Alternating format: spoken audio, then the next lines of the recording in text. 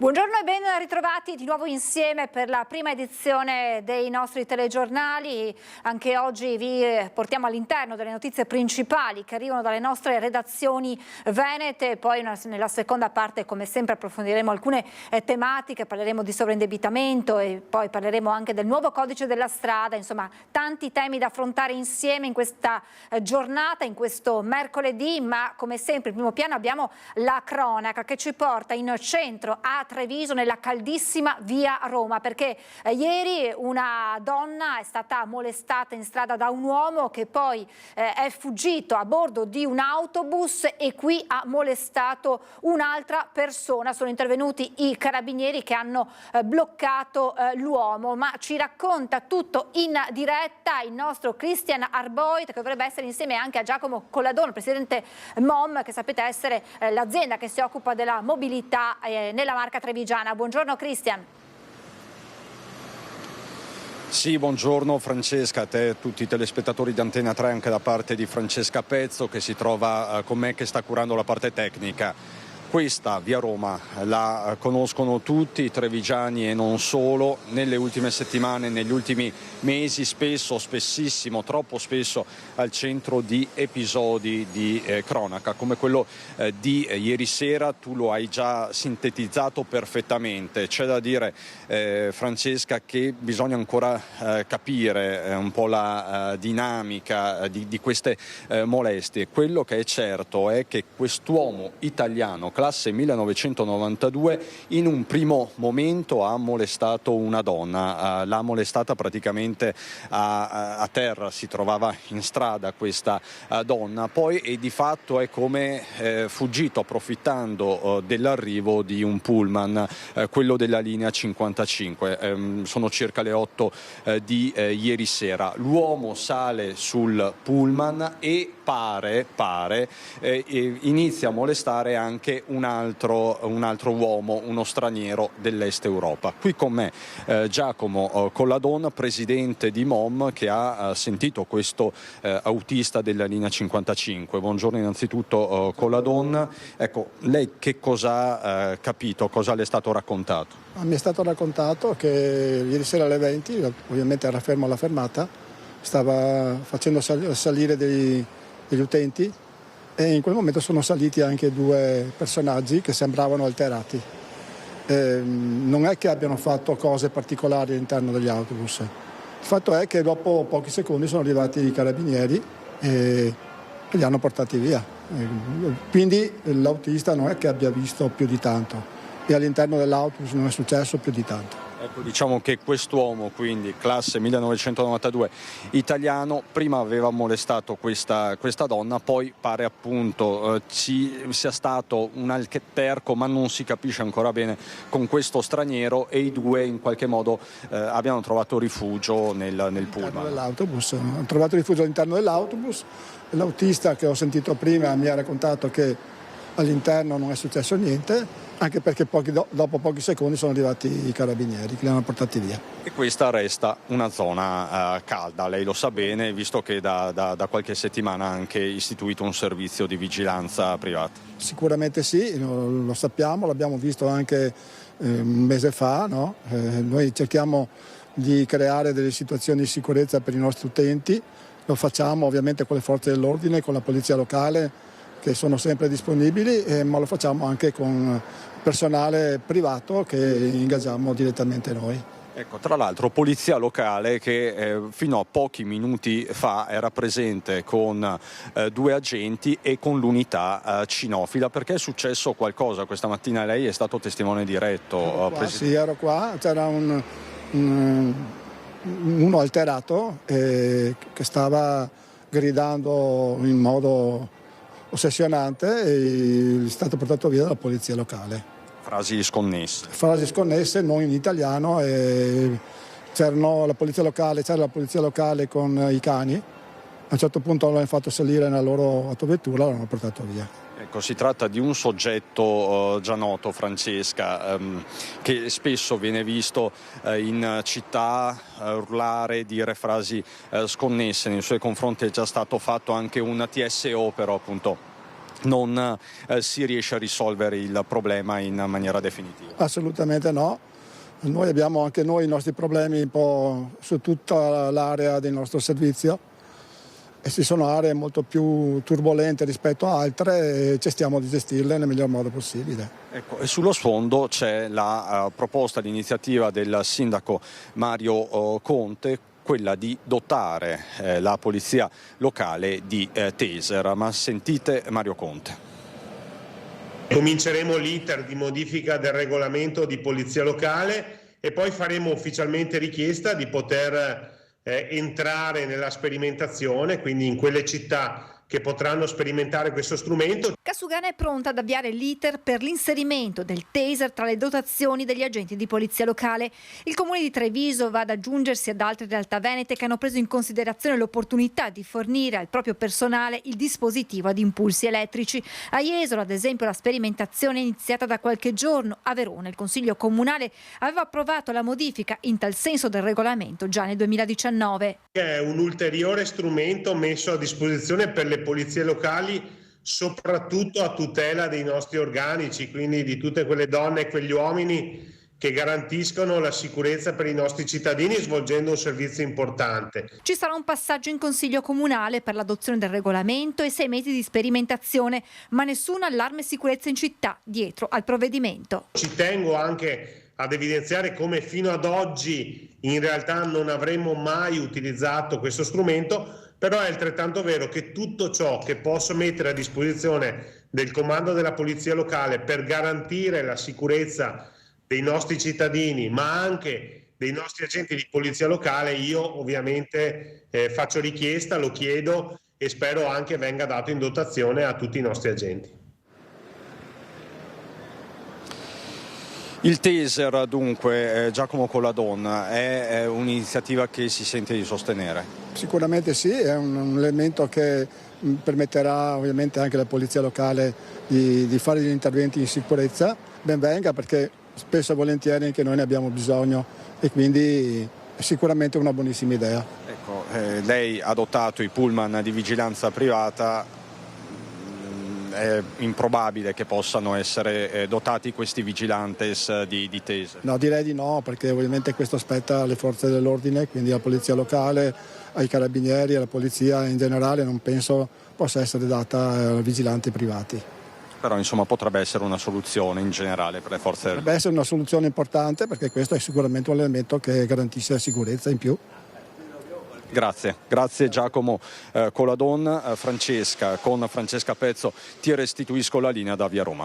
Grazie davvero a Cristian Arboit, grazie a Francesca Pezzo, grazie naturalmente al presidente MOM Colladon, tra l'altro anche con una notizia proprio di questi minuti, con l'intervento della polizia locale per fermare questa persona che stava urlando in strada. Adesso non so se siamo già in grado di andare a Padova, allora andiamo a Padova, sì, eccola qui, la vedo, la nostra Valentina Visentin che ci racconta di un'operazione della Guardia di Finanza che ha sequestrato sostanze dopanti. Buongiorno Valentina Visentin insieme a Federico Cibotto.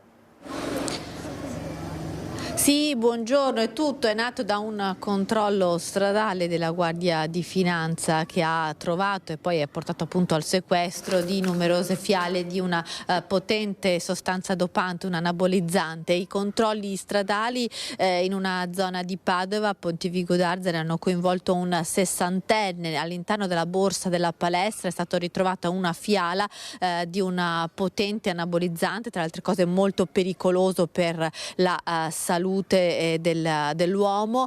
Da qui i finanzieri ne sono partiti con un'indagine che ha portato alla denuncia di un 29enne personal trainer di Campolongo Maggiore. Il ragazzo, all'interno della sua abitazione che è stata perquisita dai finanzieri padovani, sono state ritrovate ben 11 fiale di questa potente sostanza dopante, che è classificata come proibita nella lista dell'Agenzia Mondiale dell'Antidoping, e tra le altre cose è una sostanza davvero molto costosa, perché pensate che una piccola fiala di questa sostanza può arrivare ad costare fino a 500 euro. Tutto il materiale è stato sequestrato, il 29enne è stato denunciato. Il 60enne, non essendo un atleta professionista o non è stato denunciato, ma insomma le ripercussioni che potrebbe avere sulla salute l'utilizzo di questa sostanza sono davvero importanti, perché si tratta di una sostanza che è vero migliora il tono muscolare, ma crea danni a molte altre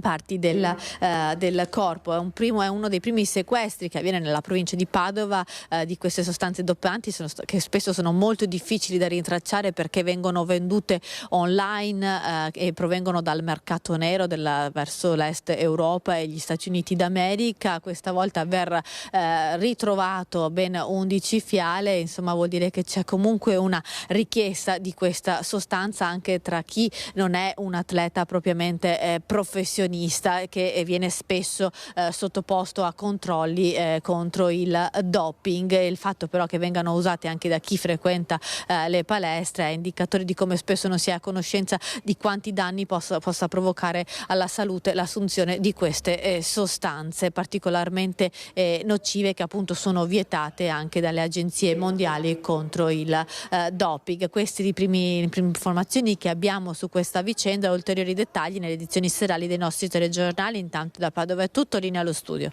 Grazie davvero Valentina, grazie a Valentina Visentini insieme a Federico Cibotto, e restiamo a Padova per la cronaca. Rapina violenta in zona industriale, ferita una 42enne, indaga ora la polizia.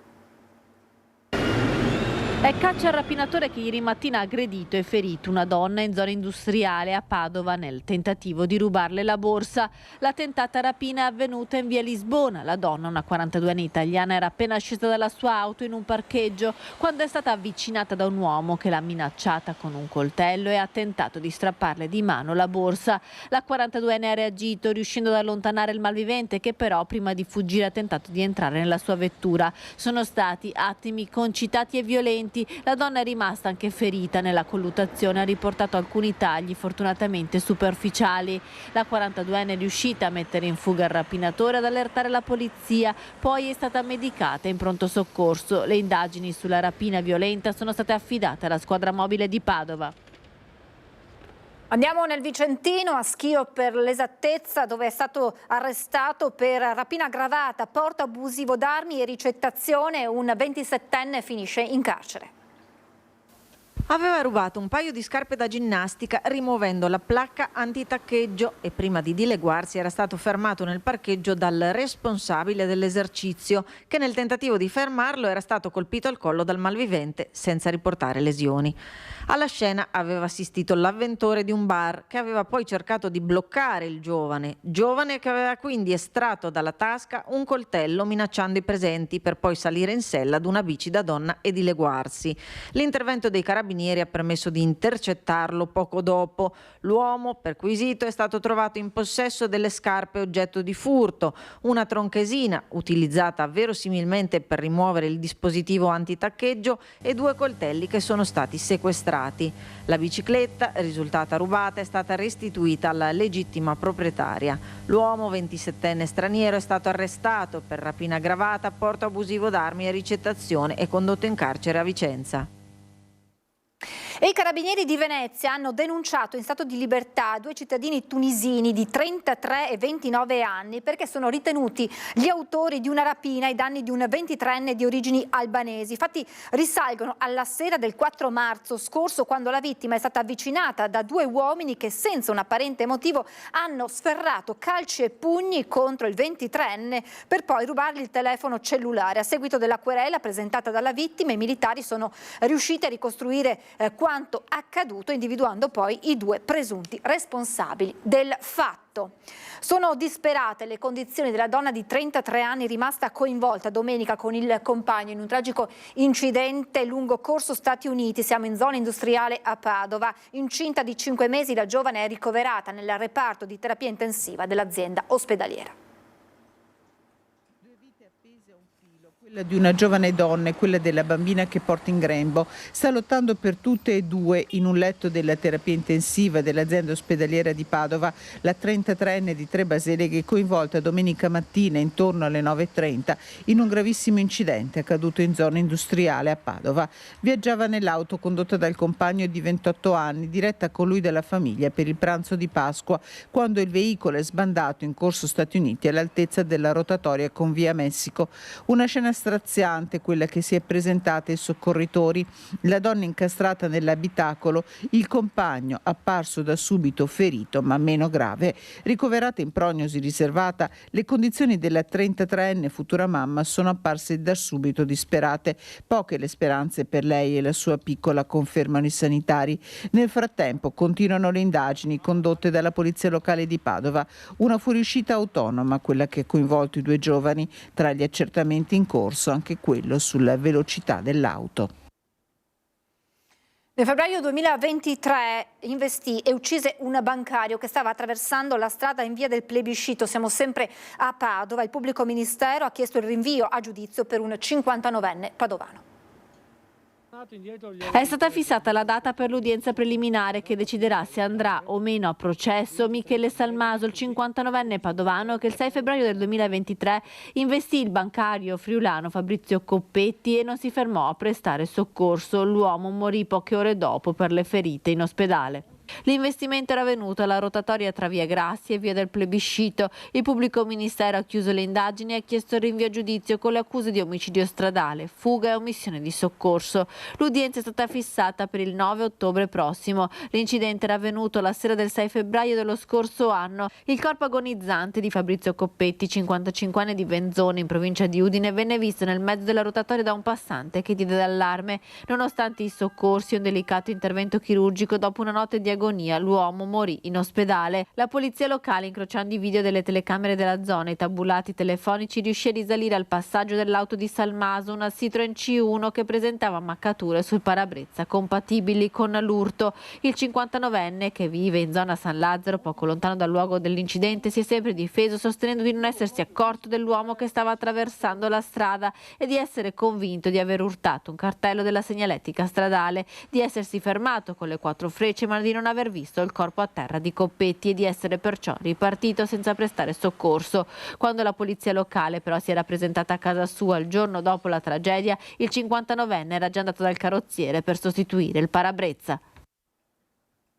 A meno di un mese dall'attentato che aveva spento il Velox lungo la strada regionale 53 Postumi a San Martino di Lupari, l'apparecchio sta ora per tornare in funzione. Non ha ancora un nome il misterioso Fleximan che uno dopo l'altro ha battuto in pochi mesi 5 Velox in provincia di Padova, ma anche l'ultimo misuratore di velocità fatto esplodere nella notte del 10 marzo scorso lungo la strada regionale Postumia è tornato quasi operativo. Nelle ultime ore il dispositivo, posizionato a ridosso del centro abitato di Campagnalta a San Martino di Lupari, è stato ripristinato dalla società che lo ha in gestione su incarico del comune. Un'esplosione, quella che lo aveva danneggiato, su cui stanno indagando i carabinieri, che lavorano anche sui danneggiamenti compiuti anche a Cadoneghe, Tribano, Carceri nell'Alta Padovana a Villa del Conte. L'apparecchio è tarato sui 70 km/h lungo una strada, la regionale 53, percorsa ogni giorno da 10.000 veicoli. Posizionata nel novembre 2016, l'apparecchiatura era arrivata a rilevare prima dell'attentato un numero esiguo di infrazioni, 6-7 al giorno. Una sorpresa e danneggiamento per Nivo Fior, sindaco di San Martino di Lupari, che da subito aveva spiegato che il Velox, una volta terminati gli accertamenti necessari, sarebbe stato riacceso nel totale pieno rispetto della legalità.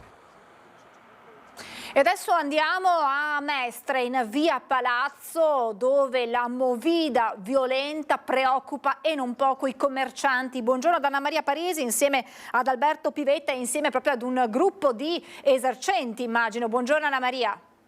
Sì, buongiorno Francesca. Rivoluzione a Mestre con da una parte commercianti in protesta contro alcuni dei residenti del centro storico via Palazzo, dove ci troviamo noi adesso, con alle spalle Piazza Ferretto e di fronte il municipio, per questa movida che una parte dei residenti sostiene essere addirittura violenta, così dopo l'accoltellamento di un paio di settimane fa, avvenuto proprio qui in uno dei bar che si trova alle nostre spalle, e la successiva rissa avvenuta sempre tra tavolini e sedie dei locali. Con me i due assessori di reparto, l'assessore alla sicurezza del Comune di Venezia, Elisabetta Pesce, buongiorno.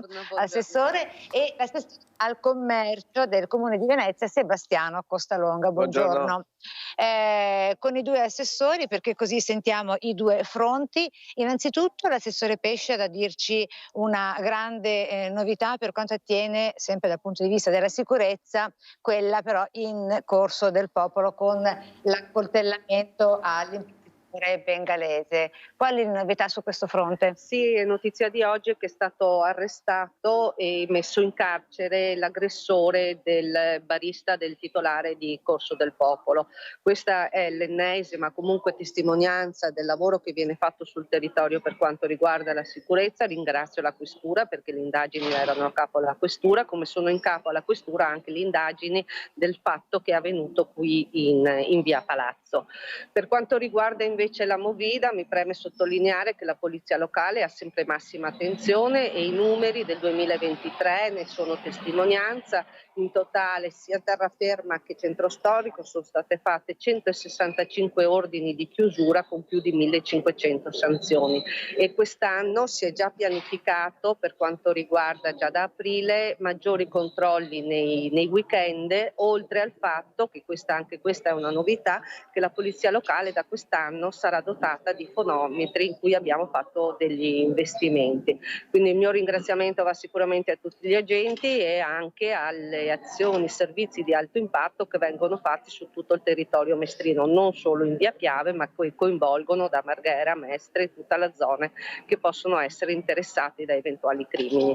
Quindi grazie a questi fonometri, questa è la novità, si potrà capire se effettivamente anche questi schiamazzi che alcuni dei residenti delle finestre e dei balconi che sono proprio qui di fronte attorno a noi lamentano siano effettivamente violenti. Sì, esatto, serve per poter dare dei risultati concreti su eventuali segnalazioni o meno. Diciamo che comunque la maggior parte, poi c'è l'assessore al commercio, lo spiegherà, la maggior parte dei commercianti sono nella norma, ecco, c'è qualche episodio del quale comunque noi poniamo massima attenzione.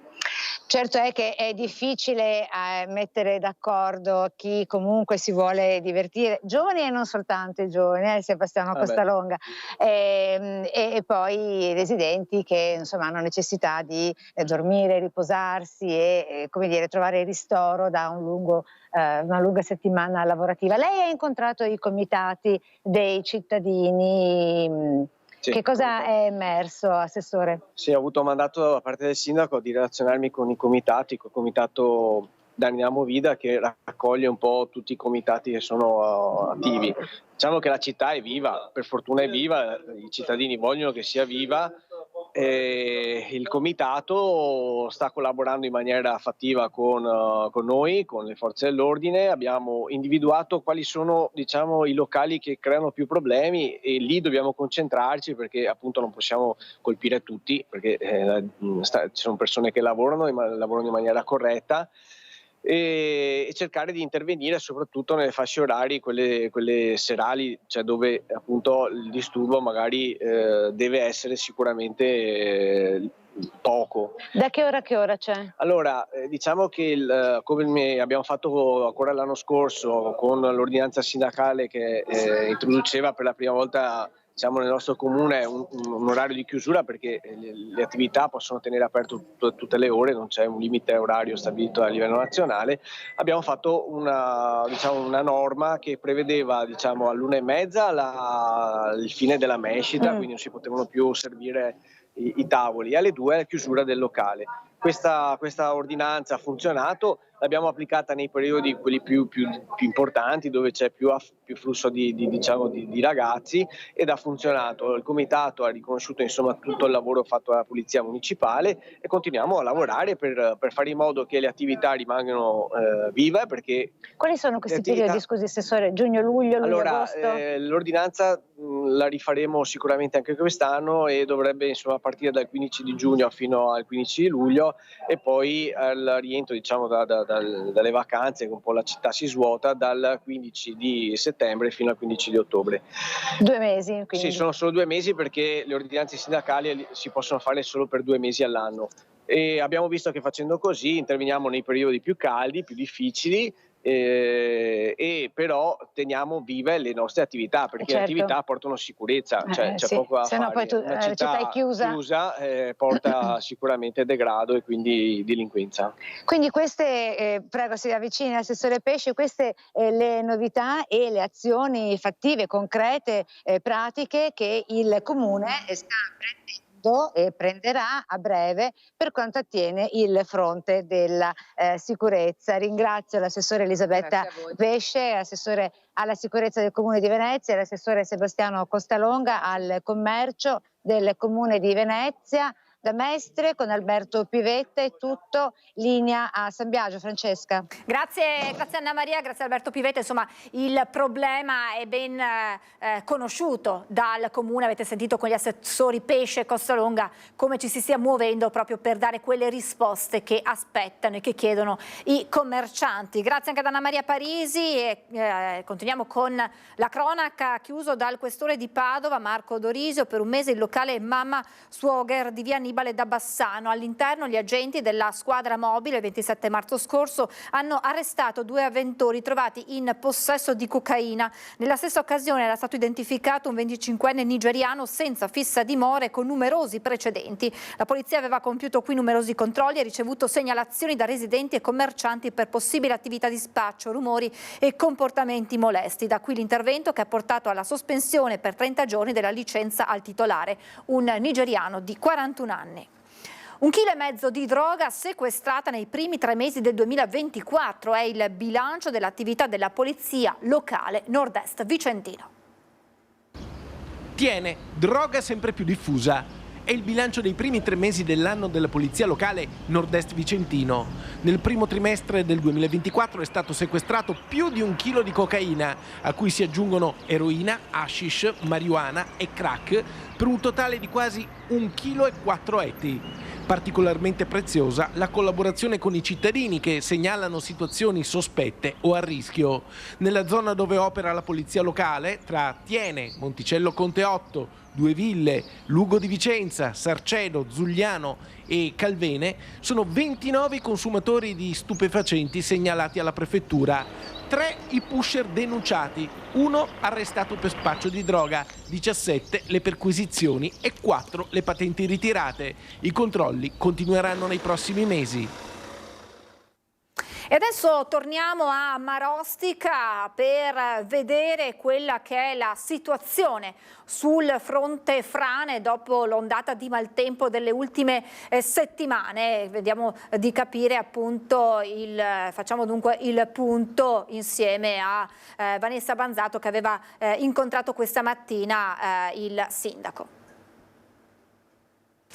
È appena atterrato all'aviosuperficie di Cassola l'elicottero della Guardia di Finanza, che ha sorvolato l'intero territorio portandosi soprattutto nella zona di Marostica, dove a causa delle forti piogge dei giorni scorsi si sono verificati diversi smottamenti, diversi episodi franosi, come il sindaco di Marostica Matteo Mozzo, che appunto ha sorvolato assieme agli uomini e le donne della Guardia di Finanza il territorio. La situazione qual è, sindaco, oggi? Sì, la richiesta di andare con l'elicottero è partita dopo una grande disponibilità e condivisione con il prefetto di Vicenza Salvatore Cacamo, quando c'è stata l'alluvione che ha colpito Vicenza l'ultima volta, quindi circa un mese fa. Noi abbiamo avuto uno dei territori più colpiti nell'ambito pedemontano, con 10 frane. Le abbiamo monitorate naturalmente con i mezzi da terra, stavamo valutando l'utilizzo dei droni, ma dopo un confronto con il prefetto abbiamo convenuto la disponibilità dell'utilizzo l'utilizzo dell'elicottero, grazie anche all'intervento del colonnello Virgilio e della maggiore potenza, di poter utilizzare l'elicottero della Guardia di Finanza.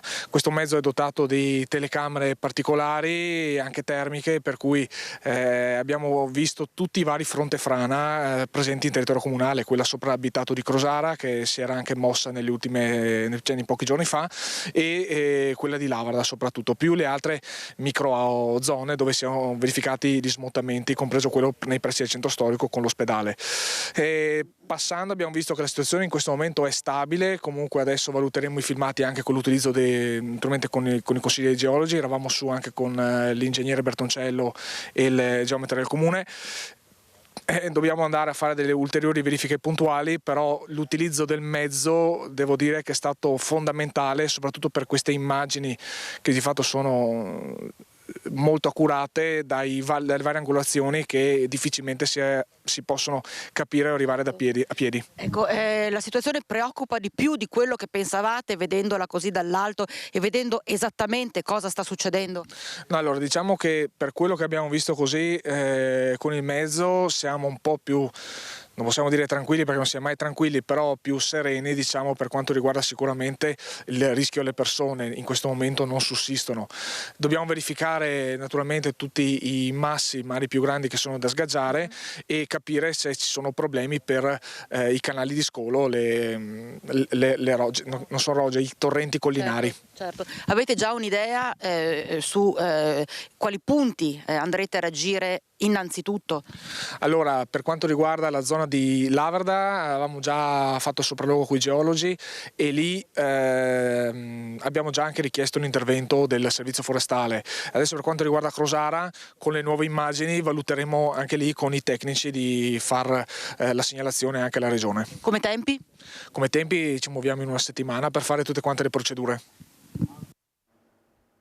E questa dunque è la situazione sul fronte frane per quanto riguarda Marostica, ma sappiamo che anche il territorio della Marca Trevigiana è stato interessato da episodi franosi, l'abbiamo raccontato ieri nell'area di Valdobbiadene, lungo la strada che collega Combai, insomma situazione che viene costantemente monitorata nei vari punti del Veneto interessati proprio da questi episodi. Adesso con Daniele Garbin, che vedo collegato a Vicenza insieme a Simone Squarcina, andiamo a vedere quella che è la situazione all'ex Hotel Europa, in disuso da tempo, è tornato ad essere occupato abusivamente da balordi e senza fissa dimora, e la situazione chiaramente crea non poca preoccupazione tra i residenti del quartiere San Lazzaro. Buongiorno Daniele.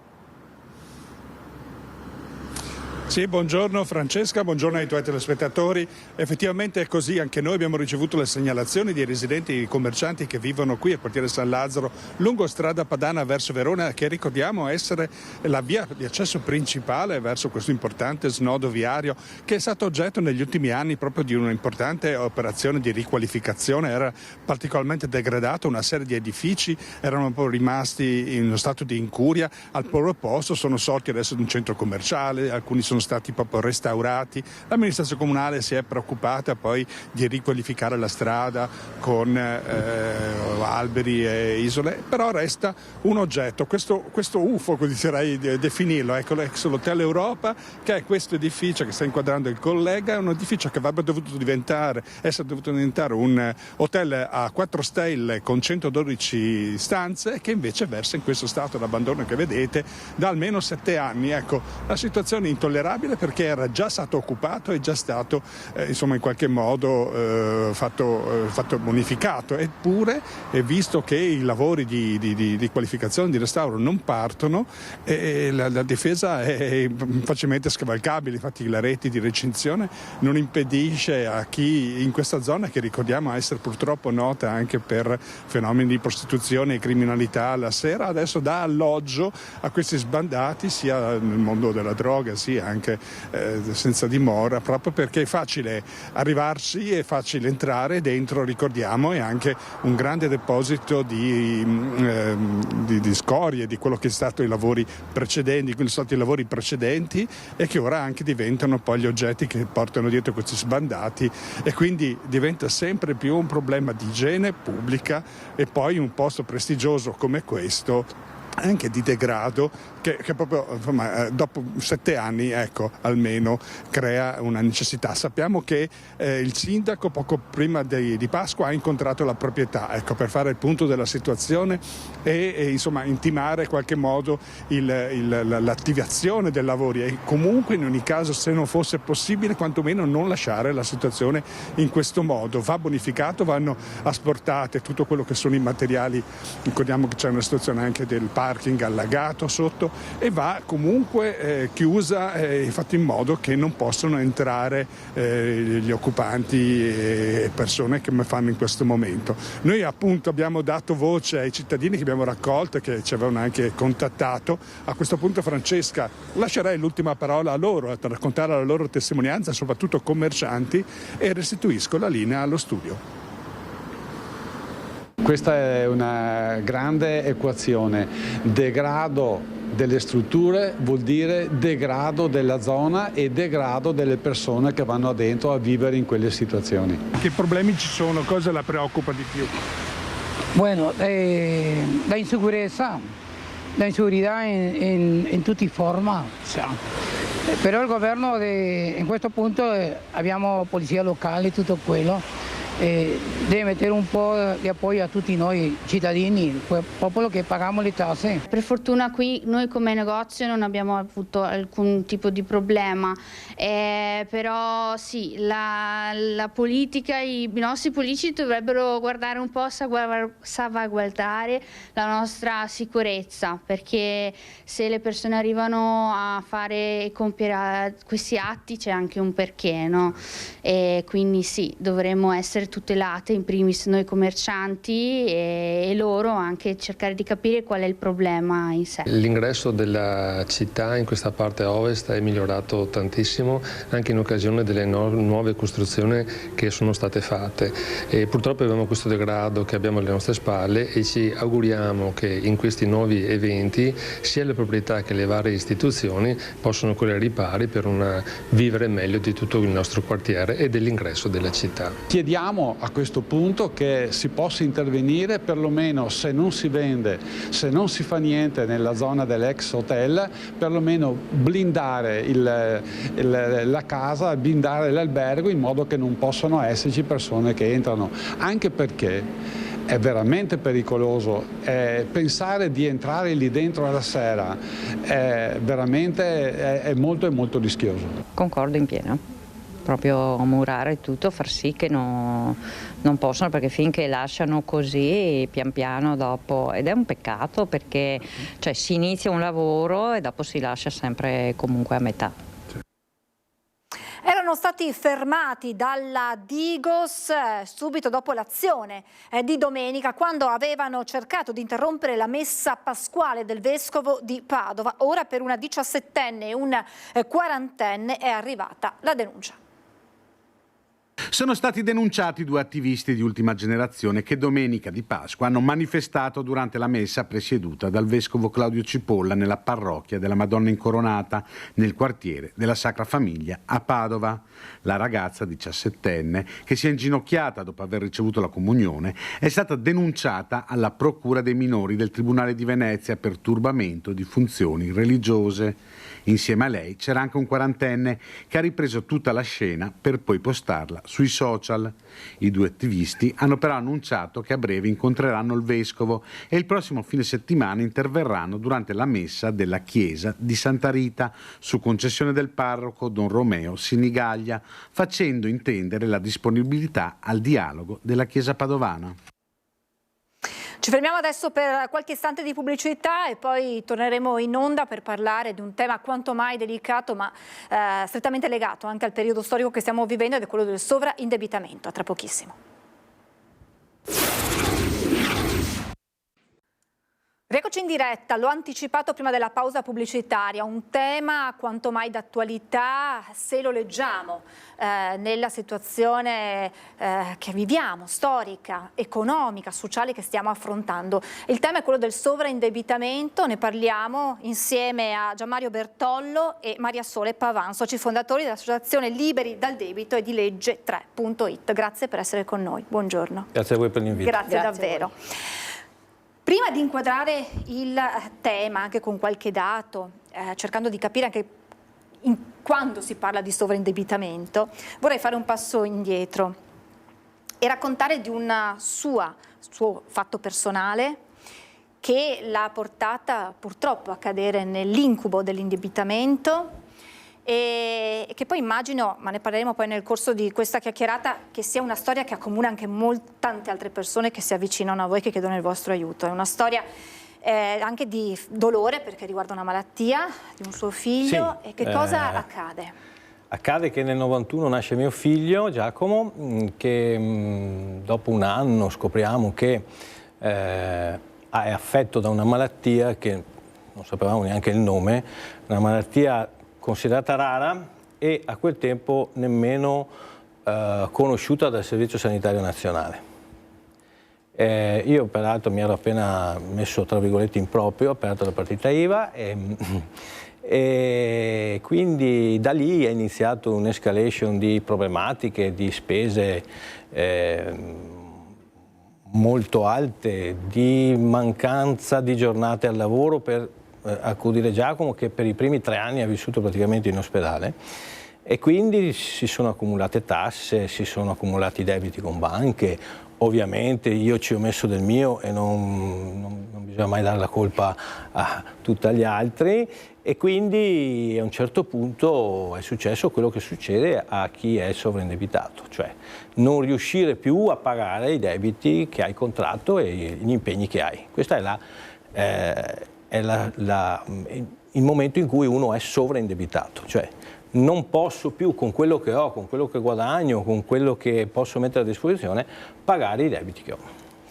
E da lì scatta quella scintilla che poi la porterà a dire voglio aiutare chi come me si è trovato di fronte a questo problema. È scattata un po' più tardi, nel senso che io e Maria Sole a un certo punto abbiamo deciso di lavorare insieme, oltre che di fare una famiglia insieme, e nella nostra strada, nel nostro percorso professionale abbiamo incontrato un commercialista che ci ha spiegato questa legge che noi non conoscevamo, una legge dello Stato che esiste dal 2012 in Italia, ultimi in Europa e quasi in tutto il mondo, nel senso che noi arriviamo sempre. Assolutamente sì. Quando gli altri hanno già fatto, e è una legge che dà le possibilità alle persone sovraindebitate di avere una seconda vita. È quella legge che è stata soprannominata in Italia la salva suicidi. Che è indicativo. È indicativo anche del nostro modo di vedere questa situazione di sovraindebitamento. In Spagna si chiama seconda opportunità. Nei paesi anglosassoni si chiama refresh start e noi molto positivamente salva suicidi. Per dare proprio una carica di fiducia a chi vive questo. Lei tra l'altro ha raccontato la storia in un film che è stato presentato l'anno scorso alla Mostra del Cinema di Venezia, in un libro dal titolo Storie di ordinario sovraindebitamento. Perché, Maria Sole, non sono così rari i casi? Abbiamo qualche dato? No, purtroppo i casi non sono così rari. Noi attualmente abbiamo aiutato più di 200 famiglie, sono 211. Non è facile arrivare all'aiuto, intanto non è facile arrivare a dire ho i debiti, ho un problema di debiti e quindi ho bisogno di aiuto. Subentra sempre quella che è la vergogna. Subentra il fatto che soprattutto qui nel nord-est, soprattutto noi veneti, abbiamo paura di dire ho bisogno di aiuto, sono pieno di debiti, vi prego aiutatemi. E quindi appunto è difficile arrivare a farsi aiutare. Dicevamo abbiamo aiutato oltre 210 persone, abbiamo tolto circa 96 milioni di euro di debiti attualmente, ma abbiamo oltre 1500 pratiche in lavorazione, che è brutto definire le pratiche, perché stiamo parlando della vita delle persone, no, neanche di storia, proprio della vita delle famiglie. Infatti noi abbiamo salvato delle famiglie, non abbiamo portato a conclusione delle pratiche. Poi questo la parola a livello nazionale, perché è una realtà, voi siete trevigiani, ma che ha portato ad abbracciare, si tratta della più grande associazione che si occupa di questo a livello nazionale, abbraccia tutto lo stivale, e quindi, come diceva Maria Sole, dietro a queste pratiche, dietro a questi documenti ci sono delle storie, c'è la disperazione di uomini, donne, di famiglie. C'è la disperazione di storie di onestà, perché purtroppo in questo paese si è abituati a pensare che chi ha debiti, che chi fallisce con la propria impresa sia un mezzo delinquente, e invece non è vero. Sono storie di difficoltà per malattie familiari, per lutti di famiglia, per perdite del lavoro perché l'azienda in cui lavoravo è chiusa, per perdite del lavoro perché è arrivata una pandemia e ci ha fatto chiudere tutti, e quindi sono storie di persone che vorrebbero pagare i propri debiti ma non ce la fanno e non ce la faranno mai, quindi è giusto dargli una seconda opportunità. A proposito di dati, a livello nazionale il Censis nel 2019, poi non ci sono più dati, li abbiamo dovuti trovare noi, nel 2019 il Censis metteva nel 10% degli italiani, nel 10% delle famiglie italiane, le famiglie appunto in stato di sovraindebitamento. 2019, poi c'è stata la pandemia, c'è stato l'aumento dei costi, l'inflazione e tutto, quindi adesso possiamo benissimo dire che siamo al 15% a livello nazionale, e a livello locale? E qui siamo uguali, non è che ci sia differenza tra Sicilia e Veneto quando si parla di questa materia. Come diceva Maria Sole, qui rispetto ad altre zone d'Italia c'è molta... si è resti a tirar fuori. C'è quel pudore che ti porta. C'è quell'orgoglio, quel pudore, quella paura di perdere la dignità. E quando si arriva allora a chiedere aiuto? Cioè, c'è innanzitutto un passo indietro.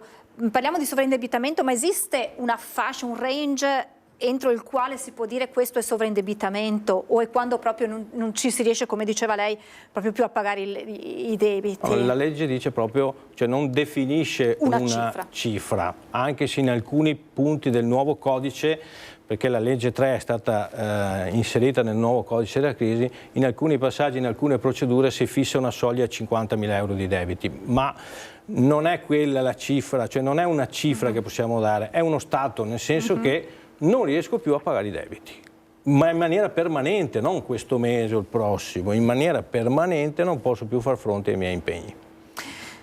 E allora quando si arriva a chiedere aiuto? Quando si trova il coraggio, meglio dire, per chiedere aiuto? Quando si è disperati, proprio disperati. Quando magari hai tentato il brutto gesto e non ce l'hai fatta, perché dobbiamo considerare anche che in Italia ci sono 4.000 suicidi all'anno. La legge si chiama Salva Suicidi perché nel 2012 c'era stato un boom di suicidi. Dicono c'era stato, c'è ancora purtroppo, è che non se ne parla.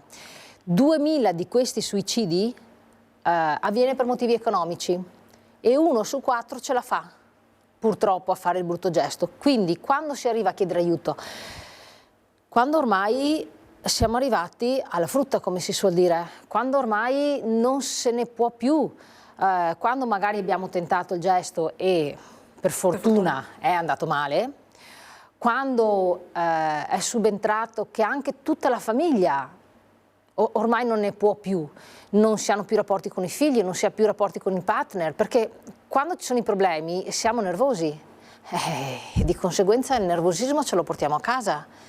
E quindi quando magari si trova anche il coraggio, forse, di dire, quando magari leggiamo che qualcun altro ce l'ha fatta, allora prendono il coraggio.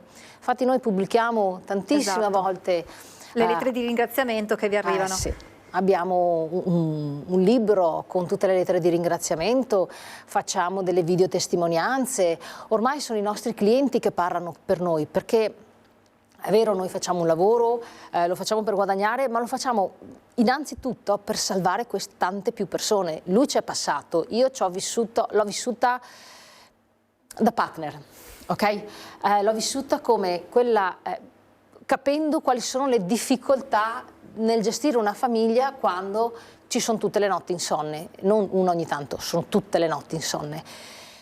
E quindi la nostra è proprio aiutiamo queste persone pur facendo un lavoro, ma aiutiamo sicuri di quello che facciamo. Vi raccontano di aver tentato anche il gesto estremo? Purtroppo sì. Purtroppo c'è chi viene da noi e ci dice sono qui e sono arrivato troppo tardi perché mio cognato non ce l'ha fatta. L'abbiamo trovato l'altro giorno. Racconto un aneddoto. Un nostro collaboratore aveva appuntamento con un cliente e la mattina stessa il padre chiama e dice mi scuso ma del poco preavviso ma mio figlio non potrà venire in appuntamento oggi. Non c'è nessun problema, lo rifissiamo. No, non potrà venire mai più. Scusa, mi commuovo ma purtroppo è così. Come ci si sente di fronte a questo? Si pensa di non essere riusciti non siamo a fare arrivati abbastanza? in tempo. Dovevamo fare di più. Infatti noi stiamo facendo di tutto e di più proprio per arrivare il più possibile a parlare con quante più persone possibile e chiediamo aiuto ai nostri clienti che ce l'hanno fatta, che hanno potuto vedere che si vive di nuovo, che c'è una seconda vita, che c'è una rinascita, ad aiutare altre persone, perché la vita è bella e non è un problema economico che la deve rovinare, c'è e se è un problema esiste la soluzione e quindi adottiamo questa soluzione e ricominciamo a vivere per noi, per i nostri cari, per la nostra famiglia, per i nostri figli e tutti quelli che ci stanno dietro. L'importante è sapere che c'è una via d'uscita, che ci sono degli strumenti che permettono di uscirne, ma forse se ne parla poco, c'è poca conoscenza in tal senso. C'è pochissima conoscenza, nonostante i nostri sforzi. Noi abbiamo fatto 2 film, 2 documentari, 4 libri, convegni in Vaticano, convegni in Senato, hanno parlato di noi a New York, il consolato. Cioè noi stiamo facendo tutti gli sforzi, anche economici, per informare le persone che esiste questa via di uscita. Purtroppo ci troviamo contro dei muri di gomma, nel senso che, come ho detto prima, aiutare chi ha debiti in questo paese è ancora sbagliato. Aiutare chi è in difficoltà si viene accusati di non tener conto invece degli altri che hanno già pagato tutto. E io che ho pagato sempre le tasse allora sono uno stupido. Questi sono i commenti che ci sentiamo dire da chi non ha ancora questo tipo di mentalità. Viene colpevolizzato chi ha problematiche che, ripeto, non sono derivanti dalla sua volontà, perché la legge è molto ferrea nel definire chi si merita o no di avere una seconda vita. Quindi ci sono dei paletti di meritevolezza. Se i debiti sono caduti dal cielo per situazioni non volontarie, non dipendenti dalla propria volontà, è giusto dare a queste persone una seconda opportunità. Negli Stati Uniti d'America, se non sei fallito almeno una volta, non sei completo come imprenditore. Qui non sarebbe neanche mai possibile pensare di fare qualcosa.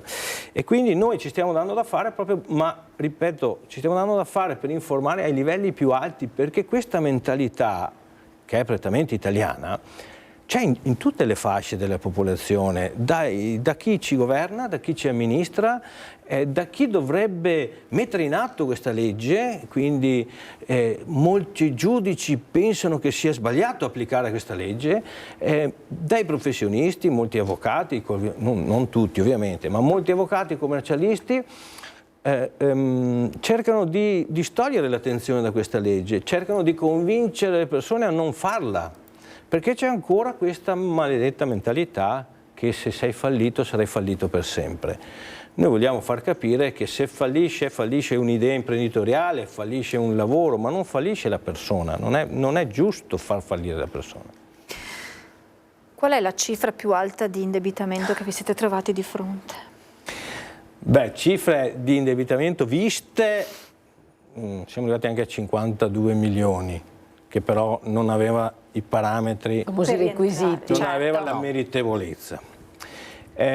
La cifra più alta che abbiamo tolto dalle spalle di una persona, e ne sono fiero perché è una persona splendida, sono 13 milioni e mezzo, che sono debiti che erano rimasti sulle spalle di un imprenditore che era a capo di un'azienda che aveva 275 anni di storia, è fallita per colpa dello Stato, a cui avevano sequestrato e messo all'asta tutti i beni di tutta la famiglia di 275 anni di storia, e nonostante tutto questo gli erano rimasti sulla schiena 13 milioni e mezzo di debiti con le banche, e gli avevano persino pignorato l'unica cosa che gli restava, cioè la pensione, perché questo signore ha 86 anni.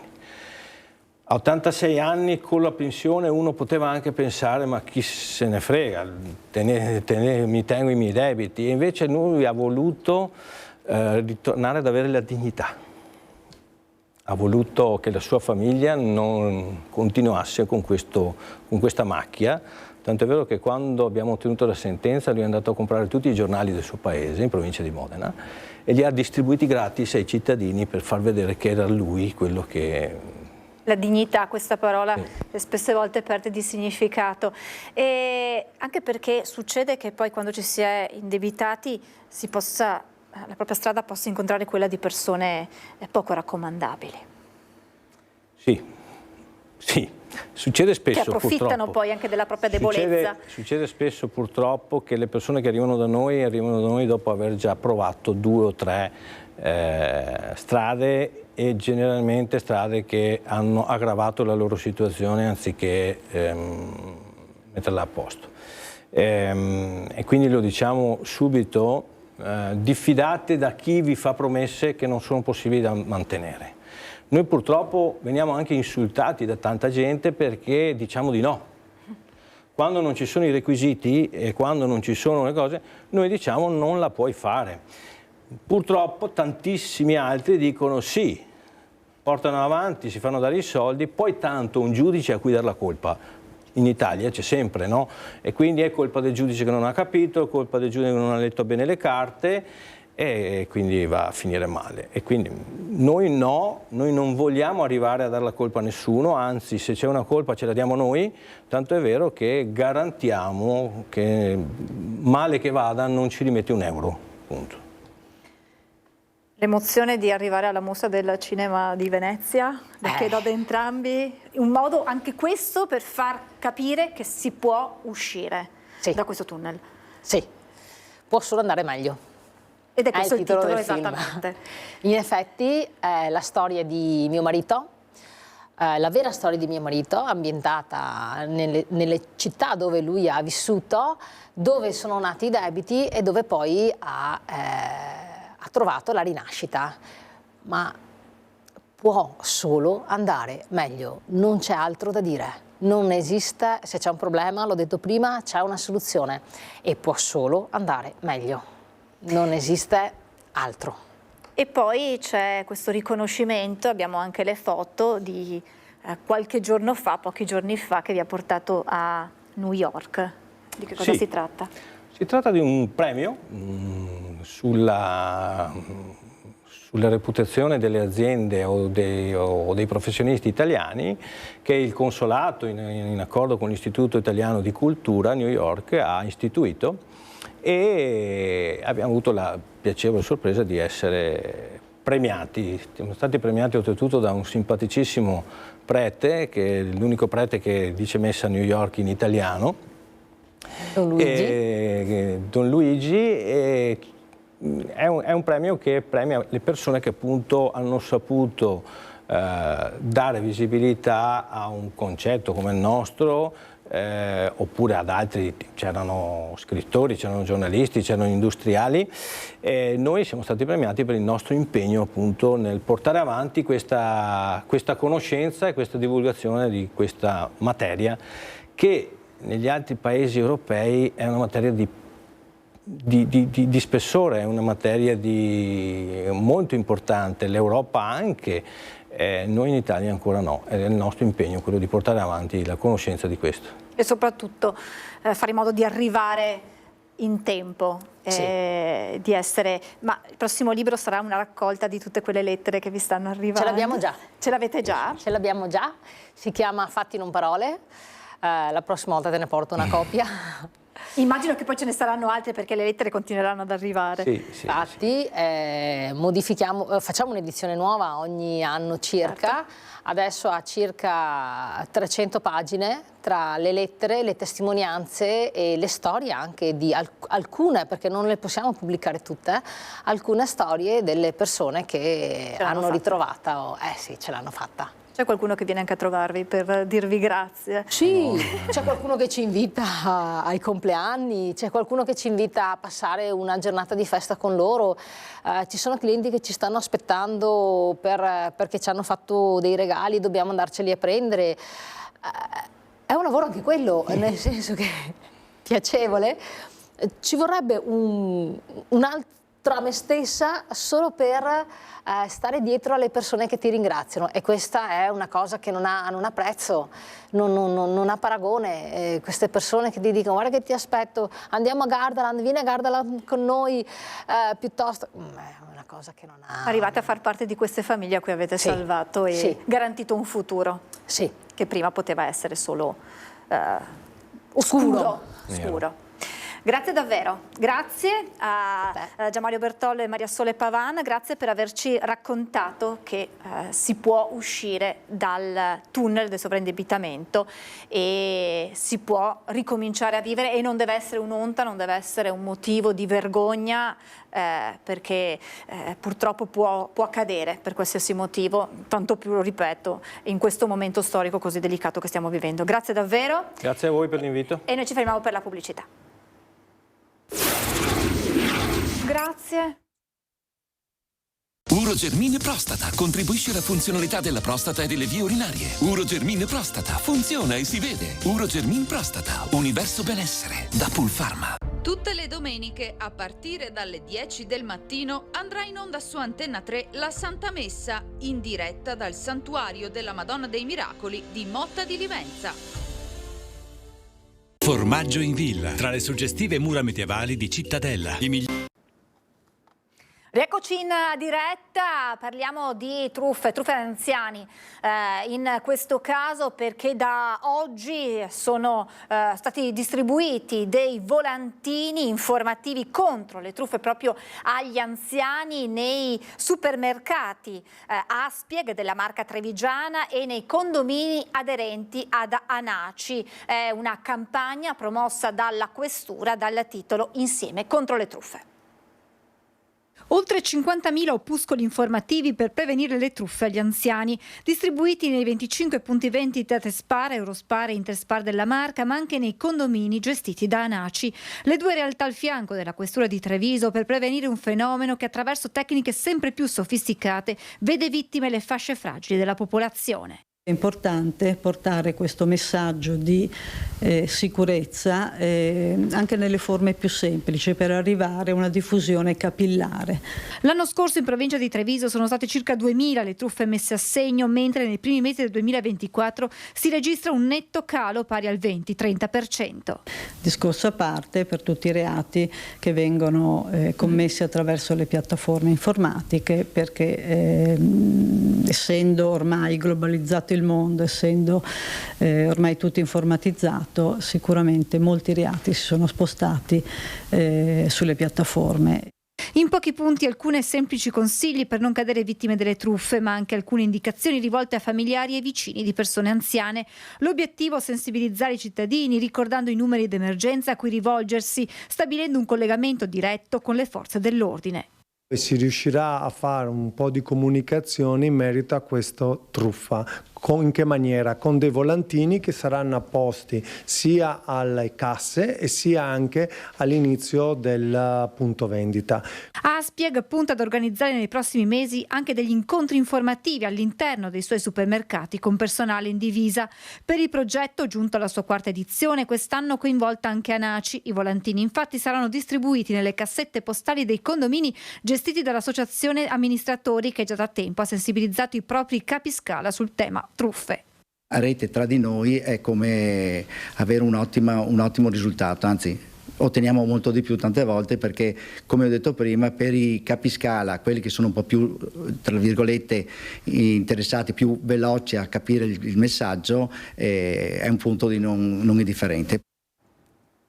Venezia si spopola perché troppo anziana, da oggi è vietato morire. Parole ironiche del sindaco di Venezia, Brugnaro, mentre il professor Zecchi parla di migrazione dei giovani perché città poco attrattiva. A cosa si deve lo spopolamento di Venezia con i suoi meno di 49.000 residenti, cioè 7.000 in meno dal 2016, data di insediamento di Luigi Brugnaro? A rispondere lo stesso primo cittadino: Venezia è abitata per lo più da anziani che nel frattempo sono passati a miglior vita. Così stamane lo stesso Brugnaro. Ogni anno andiamo sotto la soglia dell'anno precedente perché la città è una città di anziani, bisogna che la gente non muori più. Io ho pensato di fare un decreto, faccio un divieto, allora ai cittadini veneziani sappiate che da oggi è vietato morire. Primo cittadino che tra ironia e senso of humor analizza nello specifico il trend in atto in tutta Europa, dice, è dovuto al saldo tra chi nasce e chi muore. Il trend dell'invecchiamento è del paese, non è di Venezia, è dell'Italia. Se qualcuno non si è reso conto lo dichiariamo ufficialmente. Il paese Italia è uno dei paesi insieme al Giappone più vecchi del mondo. Perché non nascono bambini, ma non da oggi, da 30 anni. Così anche l'ex consigliere di opposizione, da maggio 2003 passato alla maggioranza, con delega alla cultura, il professore di estetica Stefano Zecchi, sostiene però che siano i giovani la causa dello spopolamento. Sono loro a migrare altrove, dice, visto che Venezia, sia dal punto di vista lavorativo che di svago, offre ben poco e poco attrattiva. Il problema è riuscire a dare vitalità a Venezia, e questa vitalità la può dare proprio un mondo dell'arte, un mondo che va incontro ai giovani, ecco come si è visto questa biennale, cioè c'è poco da fare. Le persone anziane vogliono un ritmo di vita che è diverso da quello del giovane, vuole il silenzio, la lentezza, il giovane vuole la velocità, vuole quella confusione che aggrega, e quindi lo spopolamento di Venezia è un problema di spopolamento dell'Italia intera, dell'Europa intera. E adesso torniamo a collegarci con Cristian Arboit insieme a Francesca Pezzo, che dal centro di Treviso si sono spostati in centro a Roncade, dove sta andando in scena una protesta dei commercianti contro la realizzazione della nuova pista ciclabile. Buongiorno Cristian. Sì, buongiorno di nuovo Francesca, anche da parte di Francesca Pezzo. Abbiamo cambiato location da Treviso città a Roncade per questa pista ciclabile, nuova di zecca, bella, fiammante, ma che sta suscitando un vespaio di polemiche, soprattutto da parte dei commercianti. Eccoli qui, sono decine, Francesca, se possiamo mostrarli, sono decine e sono tutti quanti arrabbiati, in rivolta. Con me Claudio Pancaldi, fiorista. Cosa sta accadendo? Sì, buongiorno, siamo nella bellissima Roncade a cui stanno togliendo tutti i parcheggi.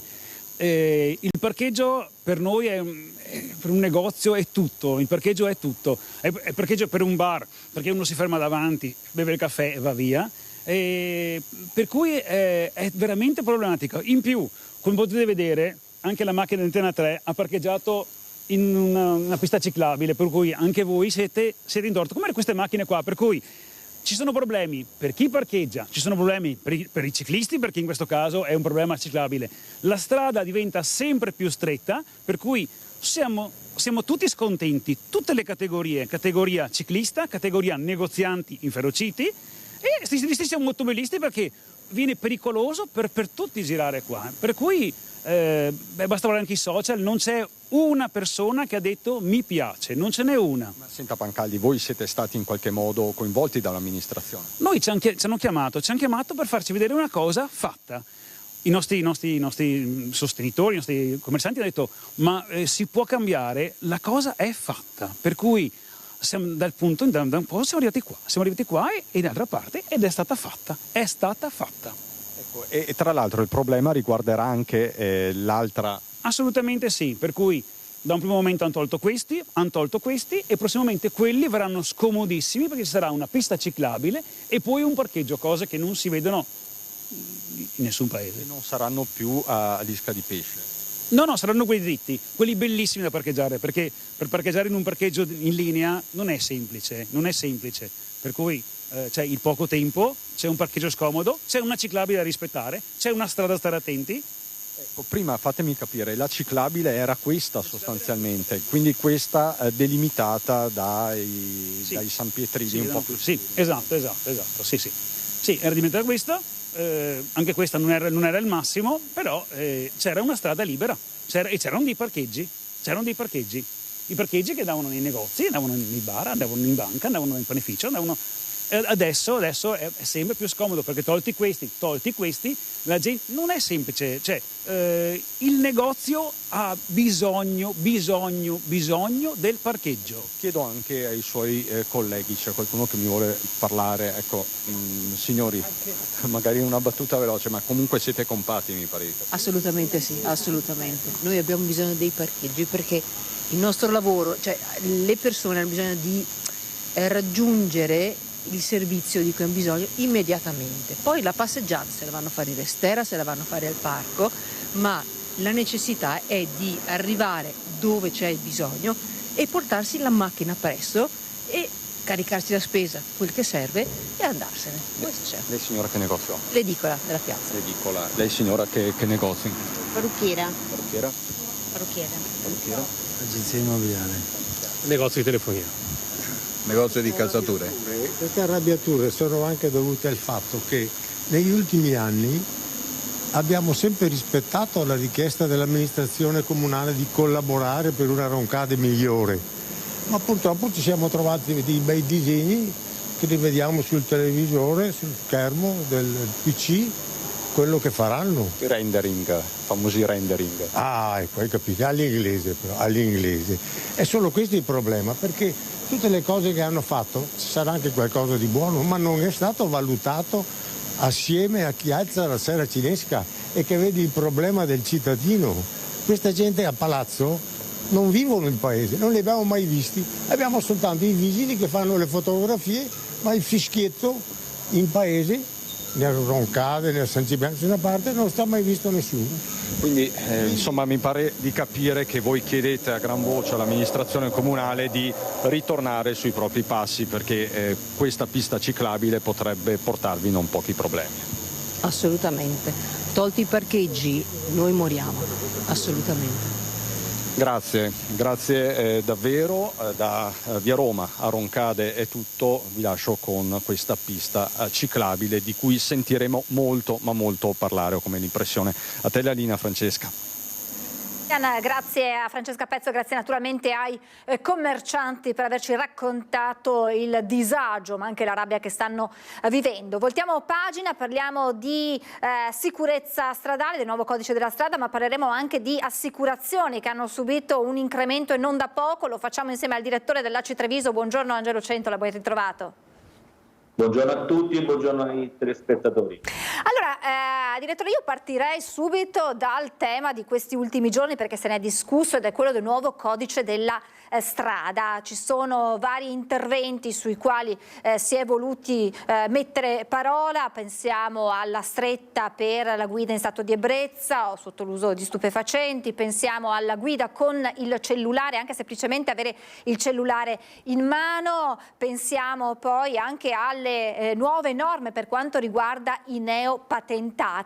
Aumenta la potenza ma aumenta anche il periodo entro il quale un neopatentato non non potrà guidare auto più potenti. Insomma, una serie di interventi volti ad aumentare la sicurezza sulle strade. Dalla sua esperienza si va davvero in questa direzione? Sono sufficienti questi interventi? Ma per quanto mi riguarda, diciamo, c'è stato un generale inasprimento di sanzioni e di situazioni. Ci sono alcune scelte che condivido, la scelta del telefonino di cercare di inasprire la sanzione, la scelta anche dell'utilizzo del mezzo con la guida in stato di ebbrezza oppure con l'uso di sostanze stupefacenti. È importante capire che sono delle situazioni veramente gravi che non bisogna assolutamente perseguire e quindi è giusto inasprire la sanzione. Mi aspettavo però, devo dire, anche una migliore programmazione per quanto riguarda la tematica legata alla prevenzione, perché la sicurezza stradale non passa solo per l'inasprimento della sanzione, che è importante, però passa anche soprattutto a un'attività concreta di prevenzione e di cercare di organizzare una programmazione utile a tutto lo strato sociale per poter diciamo, vivere in maniera concreta quello che significa la conoscenza prima di andare a inasprire a una sanzione, perché interviene dopo che il fatto sia già occorso e dopo che il fatto sia già accaduto. Quindi è un codice che mi soddisfa, però poteva esserci qualche soluzione un po' più specifica per quanto riguarda la tematica della prevenzione, perché la sicurezza stradale passa soprattutto dalla prevenzione. Si poteva pensare ad interventi di guida sicura, di corsi di guida per varie fasce di popolazione, perché si punta spesso sui giovani, ma avevamo parlato anche qui con esperti di sicurezza stradale, si dovrebbe intervenire anche sulle nuove regole per quanto riguarda gli anziani, quindi magari concorsi per gli anziani, entrare nelle scuole. Tra l'altro apro una parentesi, se la regia manda in onda la locandina di proprio di un evento che vi vede protagonisti e che coinvolge le scuole, così direttore? Sì, noi la tematica della prevenzione, almeno come al Comitato Treviso e come commissione modificata come Treviso, prevenire l'interno perché diceva prevenire. La sentiamo un po' a singhiozzo, c'è un problema probabilmente nel microfono, sentiamo una parola sì e una parola no. Non so se si riesce a fare una prova con la regia, chiedo se è possibile ripristinare meglio l'audio come all'inizio del collegamento, perché c'è, se volete fare una prova, chiedo a Mattia Pizzaia in regia in modo da capire se è tutto a posto. Riproviamo, direttore, vediamo se va un po' meglio. Vado? Sì, prego.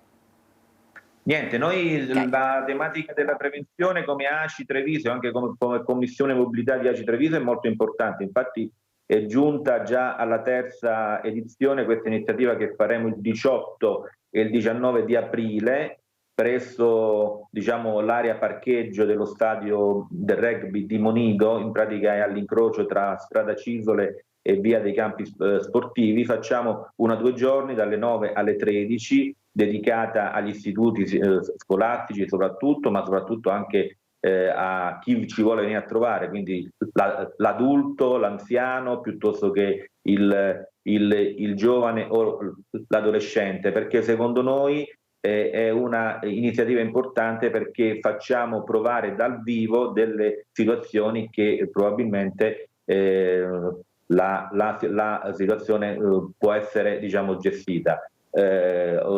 Stiamo mandando in onda l'invito alla conferenza stampa, quindi la conferenza stampa abbiamo deciso quest'anno di farla direttamente presso un istituto scolastico che è l'istituto del Giorgi in via Terraglio. Ringrazio anche la dirigente che ci ha permesso questa cosa, proprio per un messaggio di andare a trovare noi che dovremmo dare le regole, dovremmo far inquadrare una situazione legata al codice della strada, andare a trovare noi questi ragazzi e portare un messaggio di prevenzione, perché attraverso la prevenzione possiamo salvare qualche vita e soprattutto possiamo dare un messaggio concreto di tipo esperienziale su una tematica che in provincia di Treviso è molto sentita, come la sicurezza e l'educazione stradale. Quindi informazioni non solo teoriche che sono importanti, ma soprattutto esperienze pratiche, perché secondo noi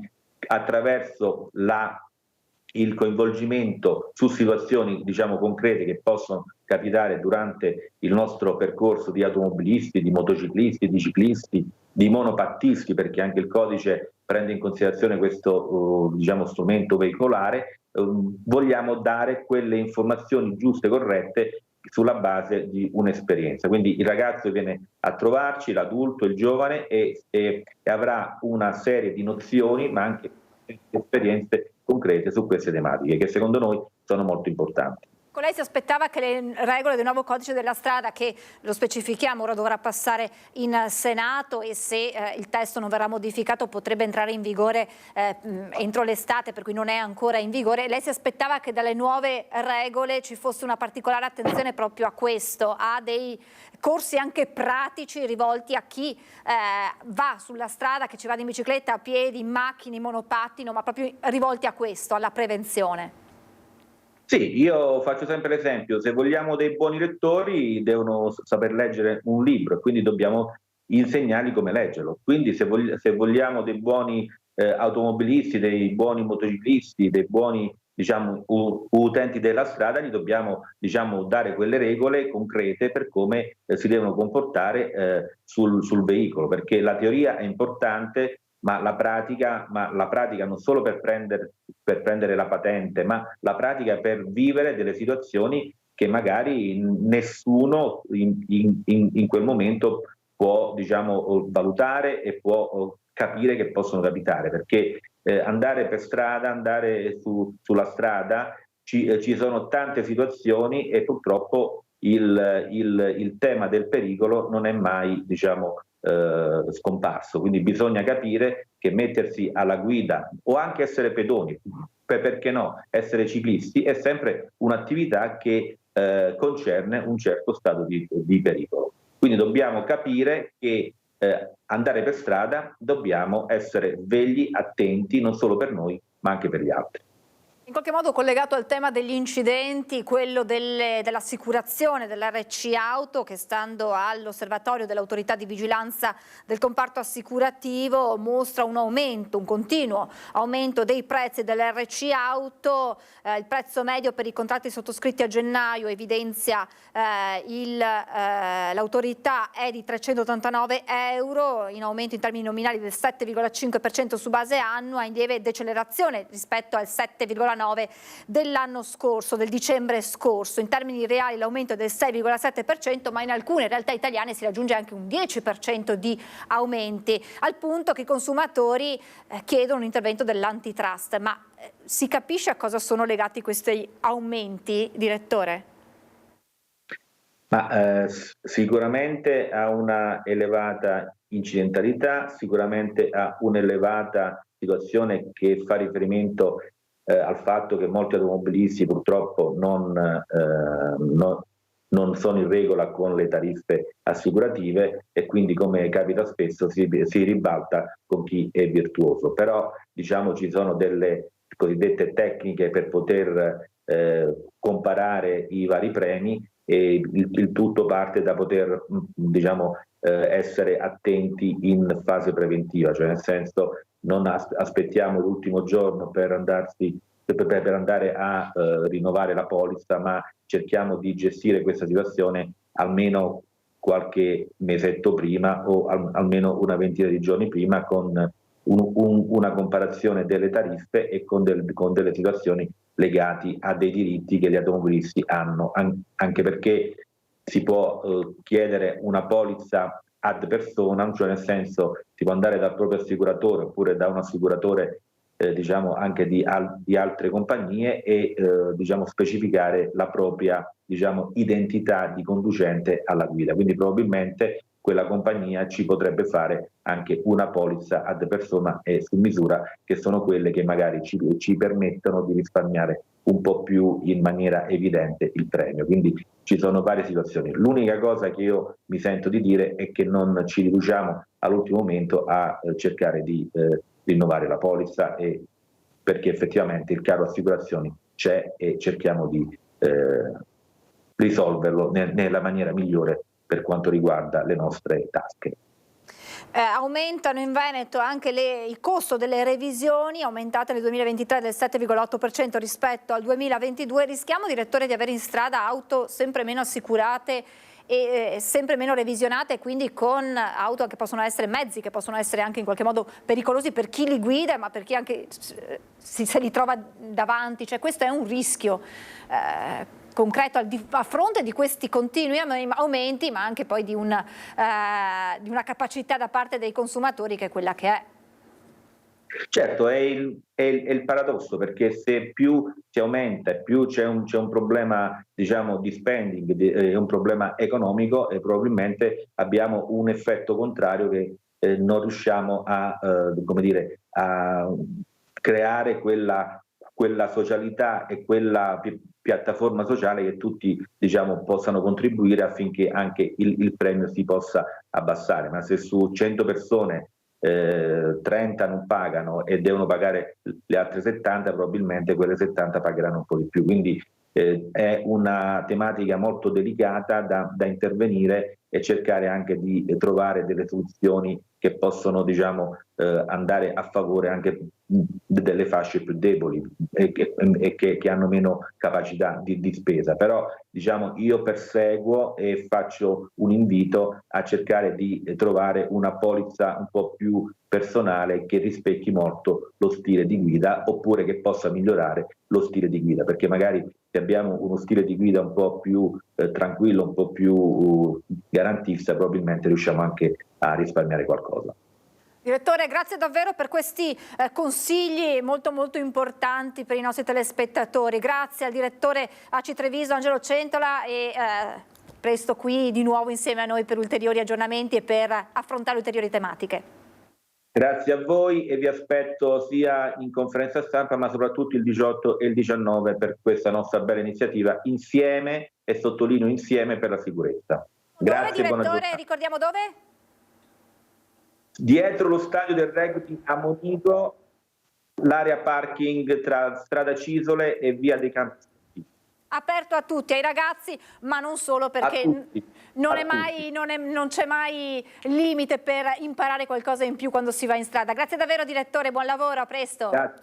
Arrivederci. Grazie davvero, Angelo, direttore ACI Treviso. Insomma, questi due appuntamenti dietro lo stadio del rugby di Monigo a Treviso per mettere in pratica quelle che sono poi le norme teoriche per guidare in sicurezza, o perlomeno per vivere in sicurezza la strada, che si sia pedoni, che si sia automobilisti o ciclisti. Come detto, non c'è mai un limite per imparare ad essere più sicuri in strada. Noi ci fermiamo qui, adesso c'è il meteo, poi c'è la pubblicità e poi, come ogni mercoledì, ci sarà spazio con gli esperti della CGIL. Oggi insieme a me Silvia Bresolin, SPI Treviso, e Mauro Visentin, segretario generale della CGIL Treviso. Parleremo di invalidità civile, di malattie professionali e in generale di salute sui luoghi di lavoro. Quindi meteo, pubblicità e poi spazio con la CGIL. A tra poco.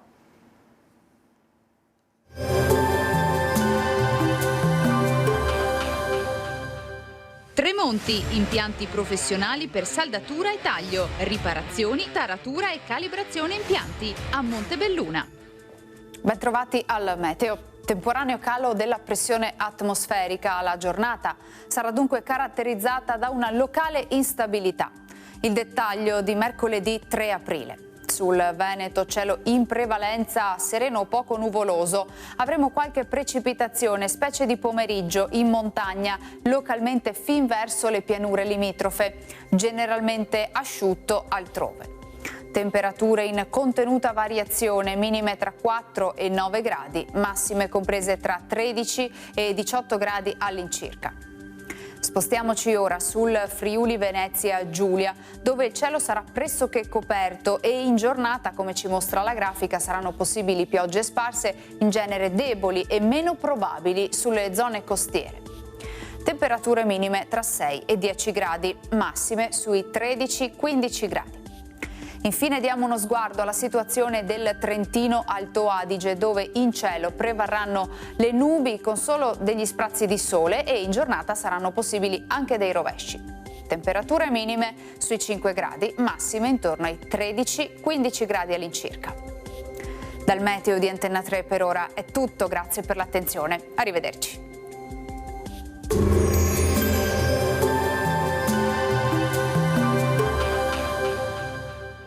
Tremonti